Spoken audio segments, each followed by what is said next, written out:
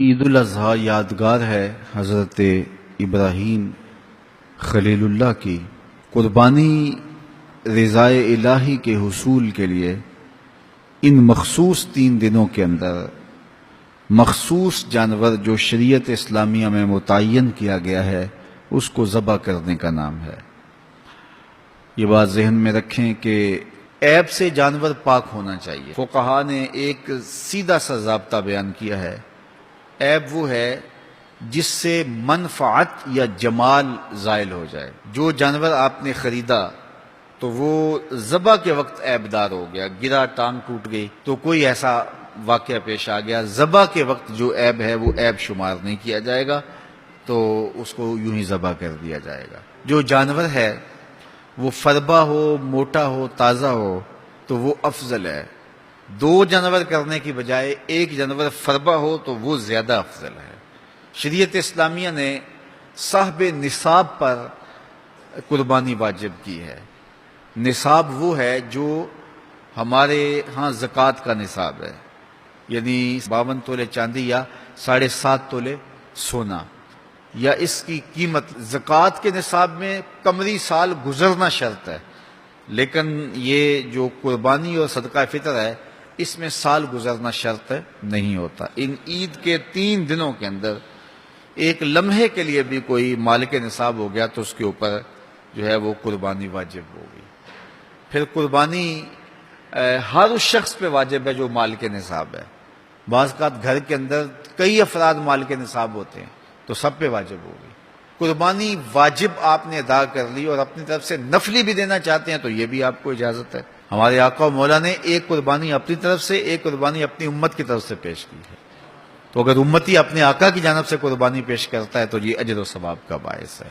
3 حصے کر کے دوست احباب کے لیے، غرباء کے لیے اور اپنے لیے تقسیم کر لیں تو یہ قربانی کی روح کے مطابق ہے۔ سارا اگر خود استعمال کرنا چاہیں تو بہرحال اس کی بھی اجازت ہے، لیکن قربانی کی روح کے منافی ہے۔ جس کو گوشت لگتا ہے اس کو کھال بھی لگتی ہے۔ جس طرح گوشت آپ خود بھی کھا سکتے ہیں تو کھال خود بھی استعمال کر سکتے ہیں، یعنی آپ کھال کا مسلح بنا کے گھر رکھ سکتے ہیں، کھال کو اپنے گھر کی کسی ضرورت میں جو ہے وہ لا سکتے ہیں، لیکن قربانی کی کھال بیچ لیں اور اس کی قیمت اپنے مصرف میں لائیں یہ نہیں کر سکتے۔ قربانی کی کھال اگر بیچ لی ہے تو اس کے پیسے صدقہ آپ کر سکتے ہیں، کسی دوست کو دے سکتے ہیں، کسی غریب کو دے سکتے ہیں۔ تو قربانی کی کھال جس کو مرضی دیں، لیکن بہتر یہ ہے کہ قربانی کی کھالیں مدارس دینیہ کو دی جائیں، چونکہ یہ مستحق بہت زیادہ ہیں۔ مدارس دینیہ کے بجٹ کا زیادہ تر انحصار قربانی کی کھالوں پہ ہوتا ہے۔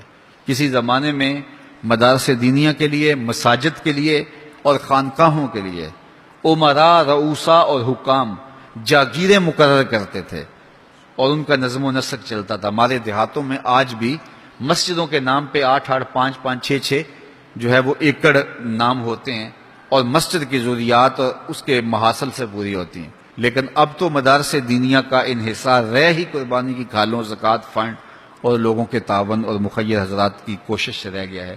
اس لیے اپنے مدارس کی طرف بہت زیادہ توجہ دینے کی ضرورت ہوتی ہے اور قربانی کی کھالیں کوشش کر کے خود مدارس دینیہ کے اندر پہنچائیں۔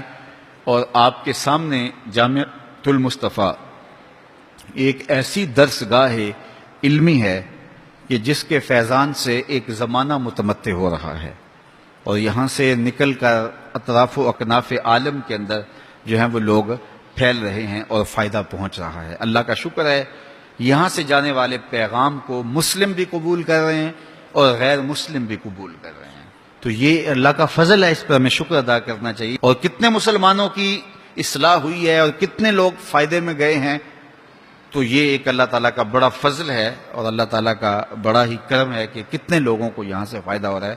اور ظاہر ہے ہم ساری زندگی تو نہیں بیٹھ رہیں گے، ایک وقت عمر کا، زندگی کا ہم نے پورا کرنا ہے، اس کے بعد ہم نے چلے جانا ہے، تو ہماری جگہ اوروں نے آنا ہے۔ تو یہ دارالعلوم اگر زیادہ سے زیادہ لوگ پیدا کرے گا تو زیادہ لوگوں کو فائدہ پہنچ سکتا ہے۔ تو اس لیے نہ صرف قربانی کی کھالیں بلکہ اس ادارے کے ساتھ آپ کا ہر طرح کا تعاون درکار ہے۔ سب سے بڑا تعاون آپ کا اس ادارے کے ساتھ محبت کا تعاون درکار ہے۔ آپ اس مرکز سے اپنی عقیدت کا رشتہ، اپنی محبت کا رشتہ جو ہے وہ وابستہ کریں. جس طرح عشق کیا جاتا ہے، پیار کیا جاتا ہے، اس مرکز سے آپ پیار کریں، اس مرکز سے آپ محبت کریں.